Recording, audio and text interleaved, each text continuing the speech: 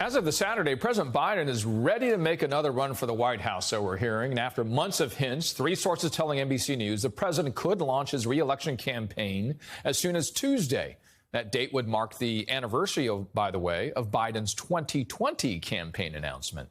Joining us now is Debbie Mucarsel-Powell, senior advisor for Giffords and a former Democratic congresswoman of Florida. Tara Setmeyer, senior advisor for the Lincoln Project, resident scholar at UVA Center for Politics and former GOP congressional communications director. Good to see both of you. Tara, I'll start with you. Timing, right? Tuesday is what we're hearing. It's also a symbolic date and has been reported the president does like symbolic dates. Could he have waited a little bit longer here and basically let the Republicans kind of fight it out on their own? He could have, but I think having any time that a politician does something that has sentimental value and meaning to them, it comes across more authentic. And that's something that is an attribute for Joe Biden. He's that guy. He wears his heart on his sleeve. So if this is a date that's important to him, that he feels is symbolic, that's what he wants to use, I think that his advisors are smart to let him go ahead and do that. What it also does, it also stops any talk or any possibilities of other candidates coming in on the Democratic side, because we've had these murmurings for so long within some Democratic circles about whether he actually would run, is he okay to run? And I can tell you that for the years that I spent on the Republican side, Republicans would never do that. They stick with their principle. They stick with their guy through thick and thin, good and bad, as we saw with Donald Trump, unfortunately. But it pains me to see Democrats sometimes falter a little bit on answering the question straight ahead. Will you support President Biden in his reelection? The answer should be unequivocally yes. He's had a very successful presidency. He has a lot of things that he should be able to brag about as a first-term president, and Democrats need to solidly get behind him and end any rumor mill of him not running or not qualified to run or too old. Stop it. This is about winning.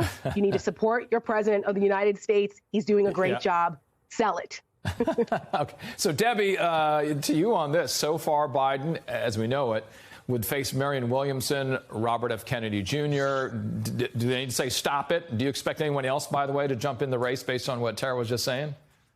No, absolutely not. And Richard, let's be honest, not to insult the other two individuals that have filed to run for president, but they're not going to be able to get the support that it requires at this point with a country that is so terribly polarized. And let's remember where we started. I mean, President Joe Biden took a country that was left scarred after the January 6th insurrection, and he has done so much that we need to remember. And I think that's going to be the mission of the Democratic Party and the president, to remind Americans that he was able to pass some of the most monumental and historic bipartisan bills addressing the Inflation Reduction Act, making sure that we provide safer communities, addressing gun violence issues, and investing in climate action. I think that he has a year and a half to tell the story of what he's been able to accomplish, and so much more that needs to be done. Let's move over to the Republican side. The Daily Caller has new reporting on potential running mates for Donald Trump. Insiders saying he's likely to pick a candidate who is ideologically aligned, has charisma, and is loyal. One GOP consultant also adds Trump would like the person to be TV ready, not surprising. Insiders saying there have not been any formal discussions to narrow that pool. Those suspected to be on the short list based on Trump's thinking include Marjorie Taylor Greene, Elise Stefanik, Nikki Haley, Sarah Huckabee Sanders, Kristi Noem, and Kari Lake. Tara, who stands out to you on this list? Well, it depends on what we're defining as standouts. I mean, if you want to talk about who's the most crazy on that list, the most dangerous on that list, who are democracy deniers on that list, well, that would be Marjorie Taylor Greene and Kari Lake. If you want to talk about people that have been unwilling to stand up for our democracy and stand up for the fundamentals that make our democracy great, that's all of them. They've all sold out. They've all sold their souls. And as far as I'm concerned, every single one of them is unqualified to be not only in the positions they hold now, but to be a heartbeat away from the presidency. They are embarrassing. Marjorie Taylor Greene, in particular, who seems to be leading the pack now, she is leading the Republicans up on Capitol Hill, not Kevin McCarthy. And she is a Confederate wannabe troll. That's what she does. She makes a mockery of the office, and she does not espouse democratic values, in my opinion. MAGA is not compatible with democracy. And what Donald Trump is proposing, and we've seen this lately in the reports about how he wants to be retribution for people and wants to reenact some type of Soviet-era authoritarianism in America, tells you right there that these people are not in favor of democracy. They hate a pluralistic society, which is what makes our democracy thrive. Right. So we should pay attention. It'll be the MAGA Mean Girls competition here to try to get the attention of Donald Trump and who can out-MAGA the other one. But as far as I'm concerned, none of them are qualified to be a heartbeat away from the presidency. Staying on the Georgia Congresswoman, and she had her comments struck from a Republican-led House committee this week after this exchange. Let's take a listen.